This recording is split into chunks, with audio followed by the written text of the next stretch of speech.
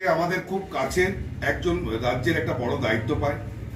যুব মোর্চার রাজ্য কোর কমিটির যে মেম্বার আছে তার মধ্যে উনি একজন, আর উনি পুরুলিয়া বিভাগের দায়িত্ব পেয়েছেন। আর এই বিভাগটাতে 4টে জোন আসে, আমাদের 4টে জোনের মধ্যে 4টে জেলা আসে, বাঁকুড়া আসে, পুরুলিয়া, আসানসোল, বিষ্ণুপুর। এই 4টে জেলার আসছে ওনার আন্ডারে। এত বড় দায়িত্ব পাওয়ার জন্য, ওকে সম্মান দেওয়ার জন্য আমরা রাহুলদাকেও ধন্যবাদ জানাচ্ছি যে উনি এত বিজু শিডিউলের মধ্যে আমাদেরকে সময় দিচ্ছেন। আর সেই জন্যই ওনাকে আজকে ডাকা, এবং আমরা এই মুহূর্তে ওনাকে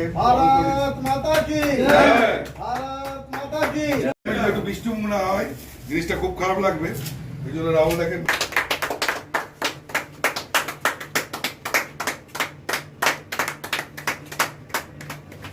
আর বাকি আমাদের রানীগঞ্জ মন্ডলের এসটি মোর্চার প্রেসিডেন্ট আছে, ওনাকেও বলবো সংবর্ধনার জন্য।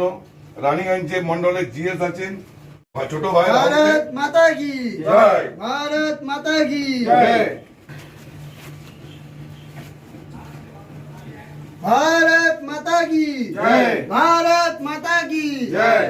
बीजेपी बीजेपी बीजेपी जिंदाबाद जिंदाबाद जिंदाबाद बीजेपी जिंदाबाद जिंदाबाद जिंदाबाद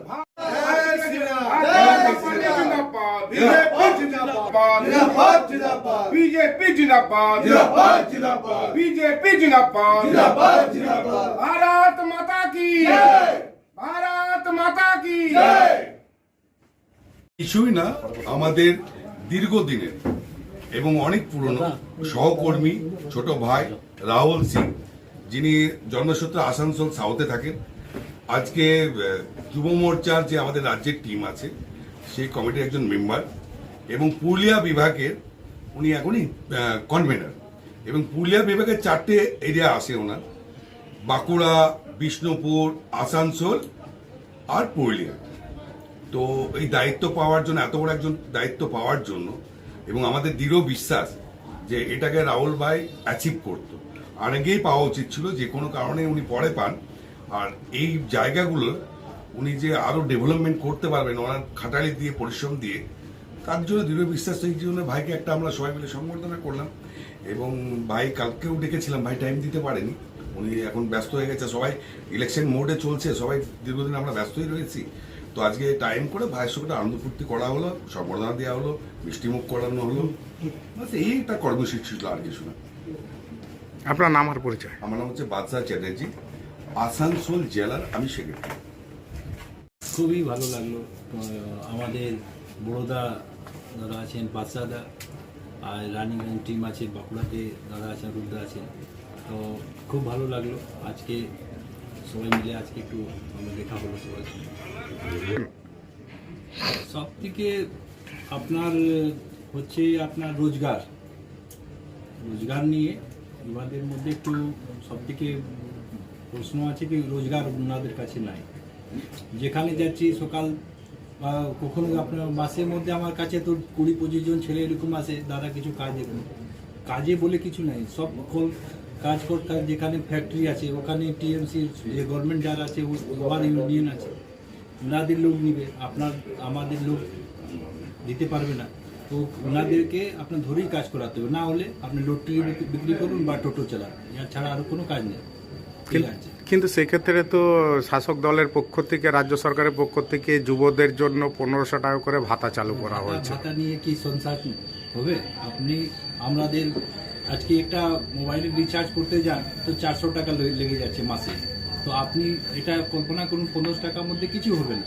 আমাদেরকে প্রথম একটা রাজ্যে আমরা চাকরি চাই, এটা অভিযান হয়েছিল। আমরা এই সব গ্রাউন্ড ফ্লোর মধ্যে আমরা যাব ইবাদের কাছে, আর এটাই আমাদের সব এই কাজ কর্মসূচি নিয়ে আজই আমাদের সেন্ট্রাল যে স্কিম আছে কি আমাদেরকে চাকরি চাই, চাকরির জন্য আমরা সবাইকে ইবাদেরকে উঠে করব।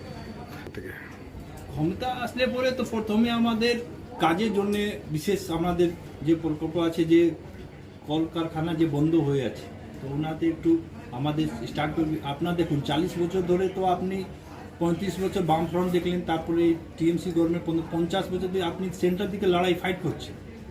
আপনি যখন সেন্টার দিকে আপনি এক গভর্নমেন্ট ওরা সে ফাইট করে তো আপনি কিছু কাজ করতে পারবেন না। এখানে ডাবল ইঞ্জিন সরকার চাই, দুটা সরকার এক সঙ্গে কাজ করতে পারবে তো আপনার যে ফ্যাক্টরি হলো, নতুন ফ্যাক্টরি হবে বা নতুন যে বন্ধ কলকারখানা আছে ও নতুন করে আবার করে চালু হবে তো কাজ হবে। প্রকল্প নিয়ে তো আপনি অনেক কিছু করেছেন কিন্তু এই কাজের জন্য কিছু নাই। আপনি ভাতা দিচ্ছেন, শুধু ভাতা তো নিয়ে তো কাজ হবে না। আমাদের প্রকল্প আছে, অটল পেনশন যোজনা আছে মোদিজি, জিরো ব্যালেন্সে অনেক অ্যাকাউন্ট খুলেছি আমরা, কিন্তু এইটা আমাদের আরও ভালো। আমাদের যে প্রকল্প আছে ওটা আপনাদের স্বাস্থ্যসাথী যে হচ্ছে, আজকে আমি আপনাকে কথা বলছি, আমাদের আসানসোল মধ্যে লাইফ লাইন, ওই মানুষটা 4 দিন জন্য গেল, কিছু হলো না, অপারেশন কিছু এরকম অ্যাডমিট করলো, 50,000 টাকা স্বাস্থ্যসাথী কার্ড কেটে নিয়েছে। আমাদের আয়ুষ্মান কার্ডটা বন্ধ রেখেছে।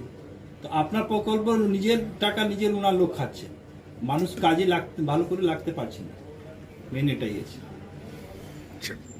এবার বার্তা আমি একটাই বলতে চাই কি এবার কে লড়াই আছে আর বাই পার। এবারকে যদি কিছু না করতে পারেন তো নতুন বাংলাদেশ হয়ে যাবে।